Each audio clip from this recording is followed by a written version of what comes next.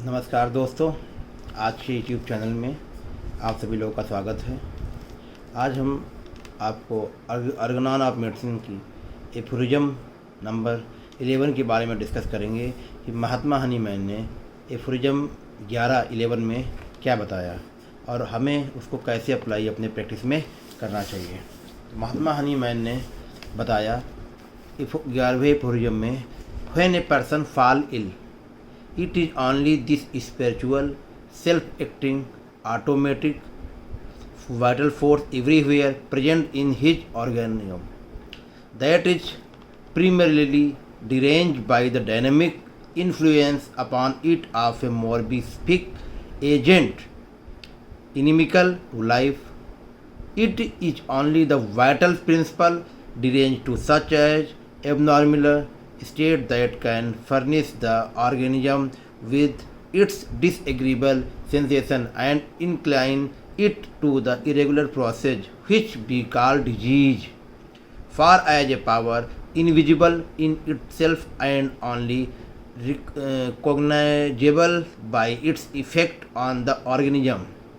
Its morbid derange only make itself known by the manifestation of disease in the sensation and function of those parts of the organism exposed to the senses of the observer and physician, that is by morbid symptoms, and is no other way can it make itself known.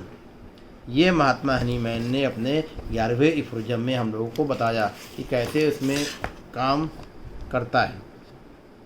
Vital force जो होता है वो स्वास्थ्य लाभ में जीवन शक्ति की क्या इम्पोर्टेंस है, वाइटल फोर्स की क्या इम्पोर्टेंस होती है हमारे वाइटल फोर्स की डिजीज पे। तो जीवनी शक्ति मीन्स वाइटल फोर्स अदृश्य रूप से शरीर के कण कण में व्याप्त रहता है।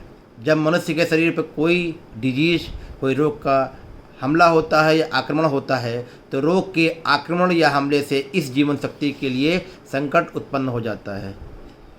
परिणाम स्वरूप मनुष्य की इंद्रियां ठीक प्रकार से काम नहीं करती हैं, उनके क्रियाकलापों में अनियमितता आ जाती है, डिसकंटिन्यूटी आ जाती है। इसके साथ ही शरीर और मन की प्राकृतिक अवस्था में भी विकार के लक्षण उभरने लगते हैं, डिस्टर्ब हो जाता है मन भी और हमारे फिजिकल एक्टिविटी, माइंड और बॉडी।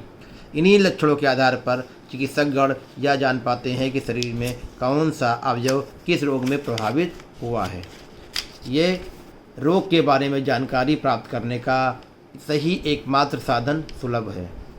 मानव शरीर पर रोग के आक्रमण का सीधा और हानिकारक प्रभाव जीवनी शक्ति पर पड़ता है और वह निर्बल होने लगती है। उसके निर्बल होने पर शरीर के सभी अवयव और इंद्रियों की स्थिति और क्रियाकलापों में भी फर्क आ जाता है।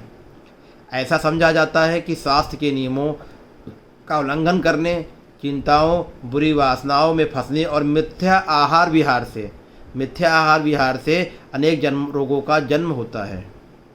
फिर से बता रहा हूँ कि स्वास्थ्य के नियमों का उल्लंघन करने, जो हेल्थ के रूल्स है उनका उल्लंघन करने में, चिंता करने में, बुरी वासनाओं में फंसने में और मिथ्या आहार विहार से भी अनेक रोगों का जन्म होता है। रोग होने पर शरीर के अवयव के सामान्य और नियमित क्रियाकलापों में जो गड़बड़ियाँ और बाधाएं उत्पन्न होती हैं उनके आधार पर ही चिकित्सकगण रोग के बारे में जानकारी प्रदान करते हैं। तो महात्मा हनीमैन ने 11वें एफोरिज्म में वाइटल शक्ति और डिजीज के दोनों के बारे में डिफाइन किया हुआ है। तो दोस्तों इस एफोरिज्म को बार बार आप लोग पढ़िए और इसको बुक्स में एक एक वर्ड इसका आप अपनी प्रैक्टिस में अप्लाई करिए। इससे काफ़ी हद तक प्रैक्टिस में सुधार होता है और हमें अंदर से एक शक्ति मिलती है जो हम एक अच्छे पर्सन की तरह काम करने लगते हैं, अच्छे फिजिशियन की तरह काम करने लगते हैं।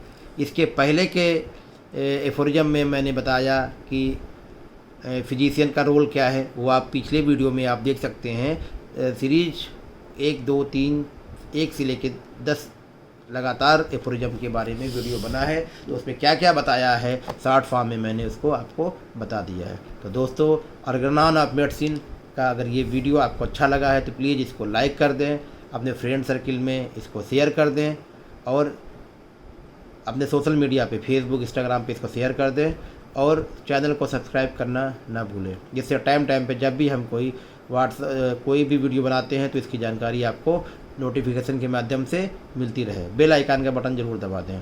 और एक बार या 2 बार पढ़ने से आपको एफोरिज्म के बारे में बारीकी से पता नहीं चलेगा। आपको हनीमैन द्वारा लिखा हुआ एक एक वर्ड आपको बार बार आपको पढ़ना पड़ेगा, तब आपकी समझ में एक एक बात उनकी आई है और बहुत ही बारीकी से उन्होंने एफोरिज्म में सब कुछ लिख दिया है। तो एफोरिज्म जो है, जो ऑर्गेनान ऑफ मेडिसिन है, वो हमारी होम्योपैथी यूज कैसे करना है वो टूल है। उसी टूल पे अगर हम लोग काम करते हैं, होम्योपैथी का मैनुअल जो है ऑर्गेनान ऑफ मेडिसिन है, उसी के नियमों के अनुसार आप लोग प्रैक्टिस करते हैं, उसी के नियम के अनुसार दवा दी जाती है, तो 100% रिजल्ट पेशेंट को मिलता है। और कोई भी बीमारी होती है, कोई पैथोलॉजी होती है, वो क्योर हो जाती है। तो प्लीज़ एक एफोरिज्म के बारे में आराम से आप लोग बार बार रिपीट करिए, बार बार पढ़िए, तो आपको ज़्यादा समझ में आने लगेगा। मिलते हैं दोस्तों नए वीडियो के साथ में, तब तक नमस्कार।